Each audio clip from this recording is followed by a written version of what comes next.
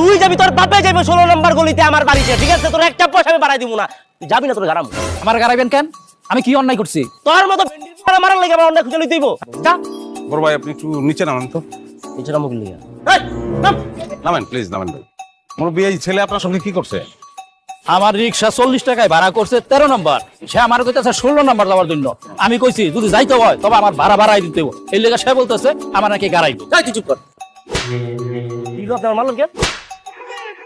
তোর পয়লা অপরাধ তুই আইছস 13 নম্বর রোডের কথা, তুই যাবি 16 নম্বর রোডে, বাকি টাকাকে দিব।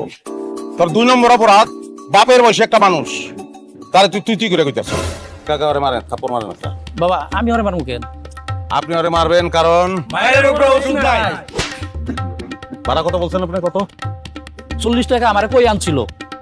40 টাকাই দিবি দে। তুই মনে করিস না যে তোর শাস্তি শেষ হয়ে গেছে? পুরুষ হয়ে জন্ম নেওয়াটাই আমার আজন্মের পাপ ছিল। তবে এই দেশে আমার মতো পাপীর সংখ্যা হাজারে হাজারে, লাখে লাখে।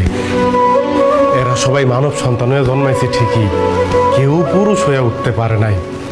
আর পুরুষ হয়ে না ওঠার যন্ত্রণা যে কত কঠিন, কত ভয়াবহ, প্রতিনিয়ত হারে হারে টের পাই। কারণ পুরুষের সাফল্যের ভাগ সবাই নিল, ব্যর্থতার ভাগ তো কেউ নিতে চায় না। কারণ সবাই মনে করে পুরুষ জন্মগ্রহণ করছে পরিবারের অন্যান্য সদস্যদের চাহিদা মেটানোর জন্য। অনেকে ভুলেই যায় পুরুষ নামক মানুষটার মধ্যেও একটা মন আছে, একটা হৃদয় আছে, হৃৎপিণ্ড নামক একটা বস্তু আছে।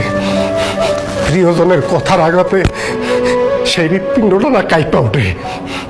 ভুলা যাইবই না কেন কও? কারণ পুরুষ তো কখনো কারো প্রিয়জন হয়ে উঠতে পারে না। সব সময় পুরুষ প্রয়োজনই কাজে লাগে। কালকে বৈকালে বাড়িতে থাকবি, গ্রামের লোকজন ডাকছি, সালিশ হইব। শোনো বড় ভাই, তোমার আমি আগে বলে দিই, সালিশের মধ্যে লোকজন থাকবে, তুমি কিন্তু কোনো রকম ঠেলাঠেলি করতে পারবে না। কিসের ঠেলাঠেলি? শোনো, যেদিক জমা বাড়িঘর যেদিক দিয়ে তুমি দিবে আমি সেদিক দিয়ে নেব, আমি কোনো প্রতিবাদ করব না। কিন্তু বোর ভাগ নিয়ে যদি কোনো উল্টাপাল্টা করো তাহলে পরে কিন্তু আমি মানবো না, কয়ে দিচ্ছি। বউয়ের ভাগ নিয়ে আমি তোকে ছুটাচ্ছি, ফাজিলের ফাজিল, বেয়াদব। যাই বল নাই বলো, আমি কিন্তু ভাগ ছাড়বো না, আমি কয়ে দিচ্ছি, আগে কয়ে দিচ্ছি।